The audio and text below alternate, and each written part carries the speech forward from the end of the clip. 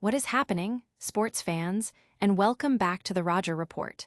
The news cycle is absolutely on fire this week, and we've got the inside scoop on all the biggest stories you need to know.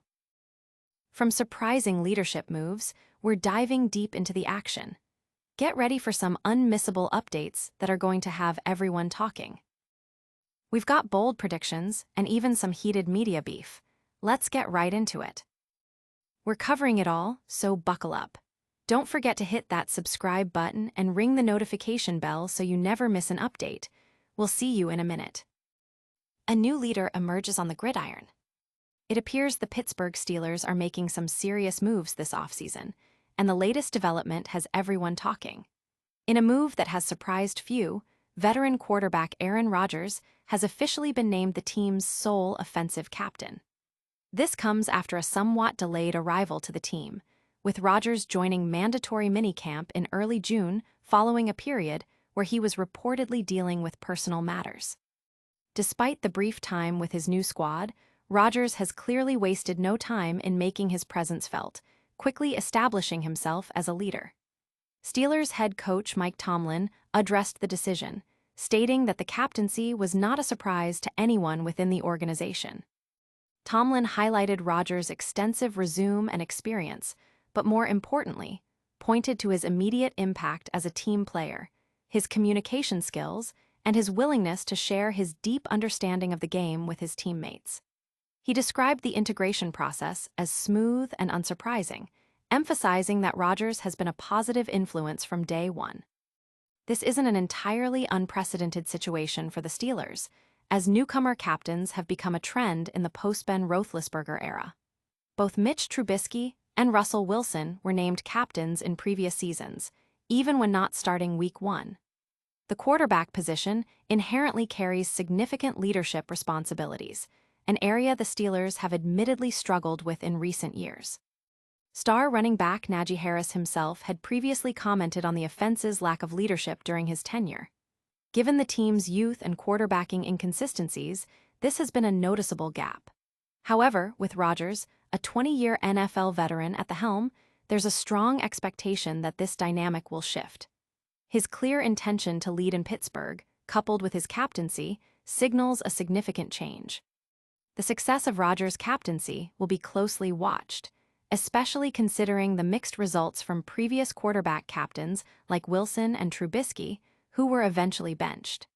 The Steelers are banking on Rodgers' leadership to guide them toward postseason success, and his role as a team leader is seen as a crucial component in achieving that goal. But the excitement doesn't stop there. Next, we're diving into a prediction that has Steelers fans buzzing with hope. A bold prediction for Week 1. As the Pittsburgh Steelers gear up for their Week 1 matchup against the New York Jets, anticipation is at an all-time high, particularly surrounding their new starting quarterback, Aaron Rodgers. Fans have had limited glimpses of Rodgers in action during training camp, leaving many with a mix of hope and uncertainty about what to expect. The upcoming game will be the first real test, and the fanbase's expectations range wildly, from a single, disastrous drive to a complete resurgence of the team. Much of this sentiment hinges on Rodgers' performance in this crucial opening game. Adding fuel to the fire, Ryan Heckman from NFL Spin Zone has issued a bold prediction. Rodgers will throw for over 300 yards and lead the Steelers to a victory. This is the scenario every Steelers fan is dreaming of, even those who harbor deep skepticism about the Rodgers experiment. The feasibility of this prediction, however, is a subject of debate. Concerns about the Steelers' offense are primarily focused on the offensive line, which lacks significant experience, and the alarming lack of depth at the wide receiver position. The question remains whether Rodgers has sufficient support to deliver such a performance.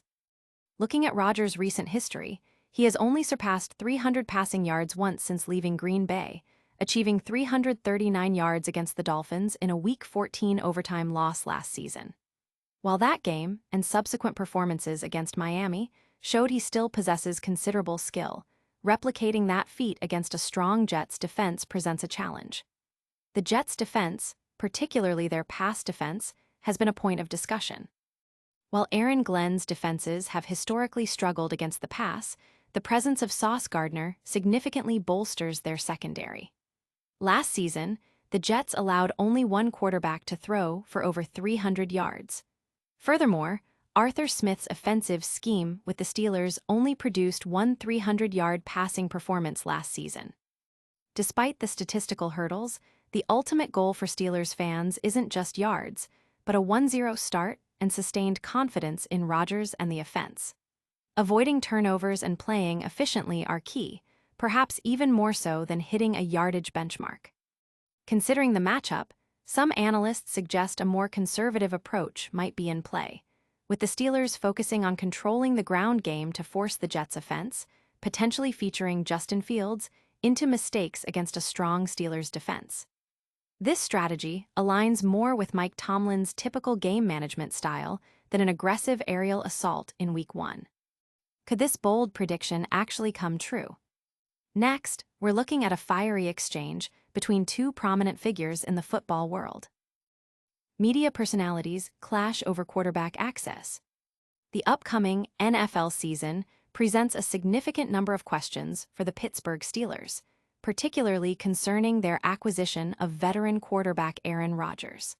While head coach Mike Tomlin boasts an unblemished record without a losing season, there's a palpable sense of skepticism surrounding Rodgers' integration into the team. Adding to the preseason buzz, former Steeler Ryan Clark, now an analyst for ESPN, has voiced his opinions and seemingly sought a conversation with Rodgers.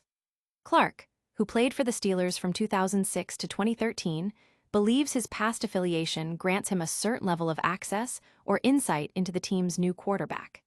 However, this stance has drawn sharp criticism from former NFL cornerback Asante Samuel. Samuel, a two-time Super Bowl champion and four-time Pro Bowler, expressed disbelief at Clark's perceived entitlement. He directly addressed Clark's comments, calling him a fool for believing that his past tenure with the Steelers should automatically entitle him to a sit-down with Rodgers. Samuel questioned Clark's motivations, suggesting that media personalities can sometimes overestimate their access, and that ESPN might be inflating Clark's perceived importance, leading him to lose touch with reality.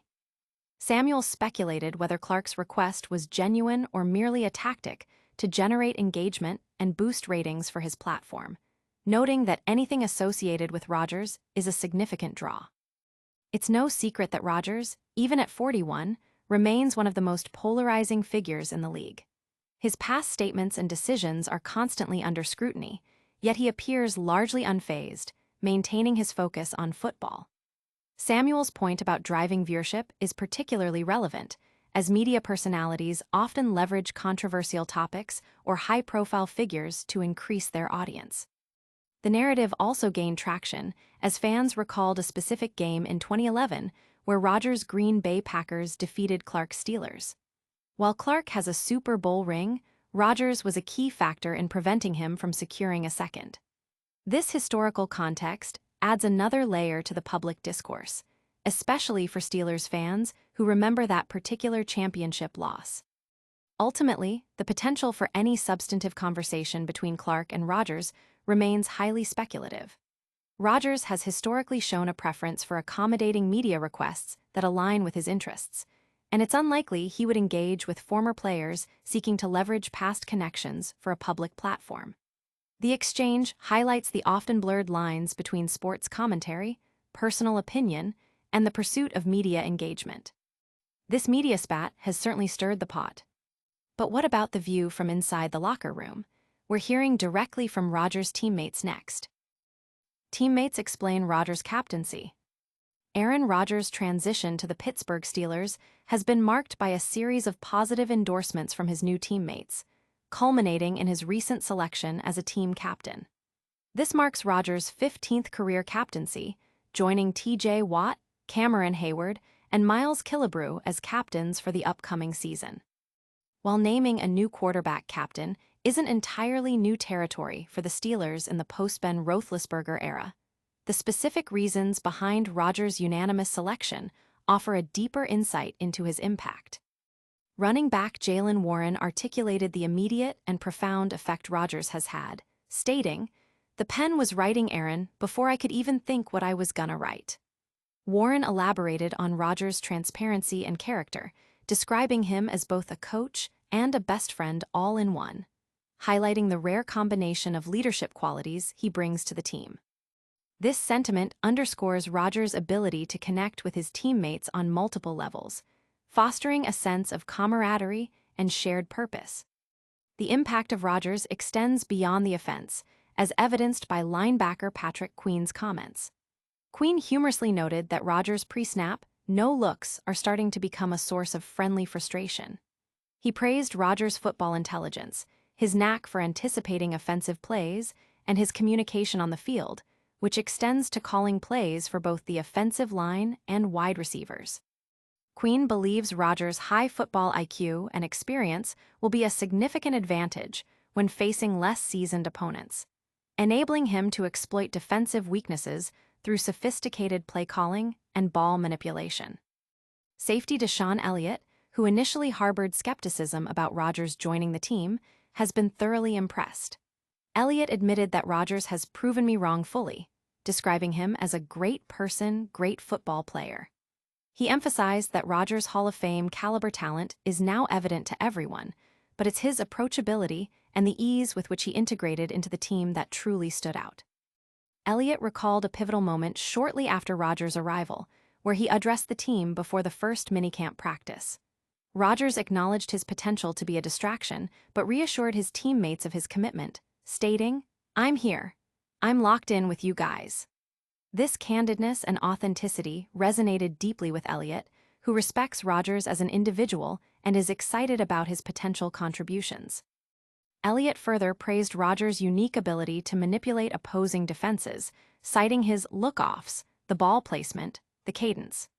He believes Rodgers' presence is elevating the skill level of the entire team, particularly the defense, by forcing them to anticipate and react to complex offensive schemes. This dynamic is expected to pay dividends throughout the season. Rodgers is clearly making waves off the field as well as on it. Now, let's wrap up all the top stories from this week. That's a wrap on another massive week of sports news. We saw Aaron Rodgers named captain, a bold prediction for Week 1, a heated media debate, and teammates singing his praises. Make sure you're subscribed, hit that notification bell, drop a comment below with your thoughts, and follow us on all social media platforms for even more exclusive content. We'll see you next time on the Rodger Report.